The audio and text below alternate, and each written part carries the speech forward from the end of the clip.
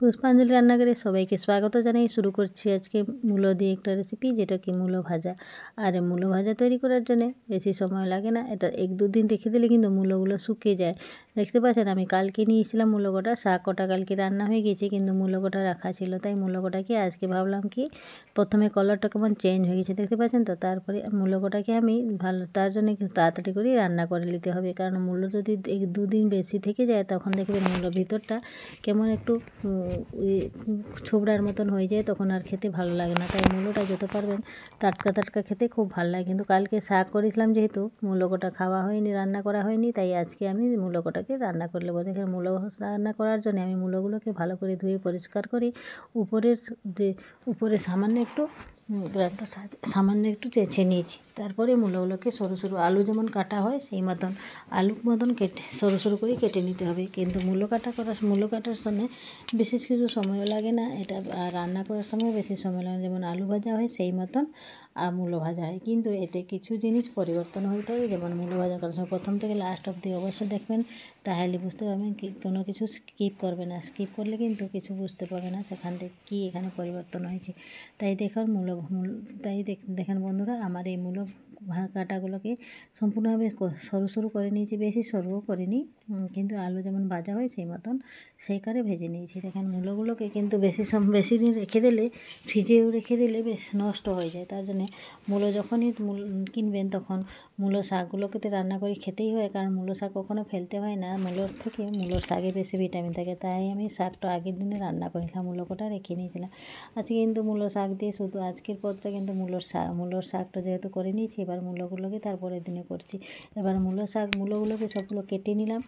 দেখেন মূলোগুলো আমার সব কাটা হয়েছে, দেখেন আলু ভাজা সাইজে করা হয়েছে। আর এগুলোকে ভালো করে ধুয়ে পরিষ্কার করে রেখে দিলাম। এবার আমি গ্যাসের উপরে গ্যাসটাকে চালিয়ে দিয়ে গ্যাসের উপরে আমি কড়াইটা চাপিয়ে দিয়েছি। কড়াইটা গরম হতে দিয়েছি। দেখেন মূলোগুলো ভালোভাবে কাটা হয়ে গেছে, ধুয়ে ভালোভাবে পরিষ্কার করে নিয়েছি। আর এবার কড়াইটা আমার গরম হয়ে গেছে, দেখতে পাচ্ছেন কড়াইটা আমার এদিকেই গরম হতে লেগেছে।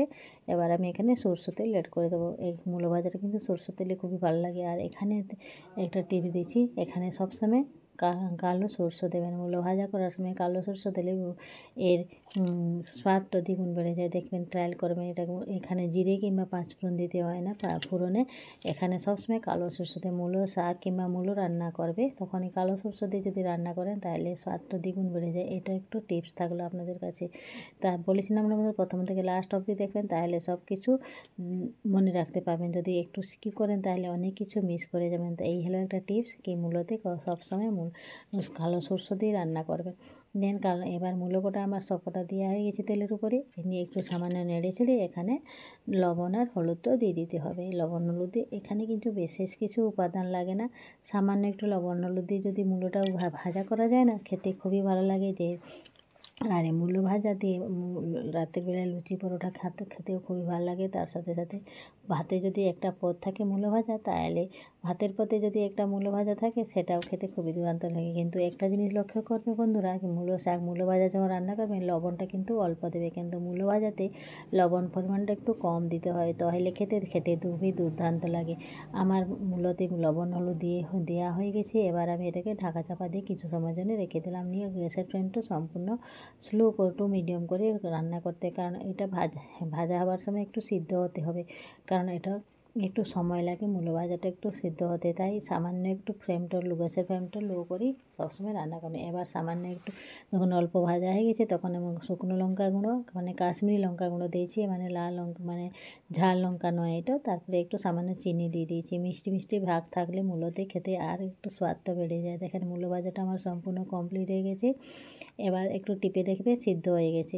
এবার কিন্তু আমি এটাকে গরম গরম ভাতের সাথে সার্ভ করে দেবো। কেমন লাগলো আমার রেসিপিটা অবশ্যই জানো। খুব অল্প সময়ের মধ্যে কত সুন্দর একটা পদ রান্না করে নিলাম, দেখতে পাচ্ছেন তো। এইভাবে আপনারাও তৈরি করবেন, মূলোকে ফেলে না দিয়ে, কিংবা মূলোর শাক কখনও ফেলবে না। মূলো এবং মূলোর শাক শরীরের জন্য খুবই উপকারী। আমার পত্র কেমন লাগলো অবশ্যই জানাবেন। যদি ভালো লাগে তাহলে লাইক কমেন্ট শেয়ার করবেন। ধন্যবাদ বন্ধুরা, আজকের মতন এখানে থাকলাম। বন্দে।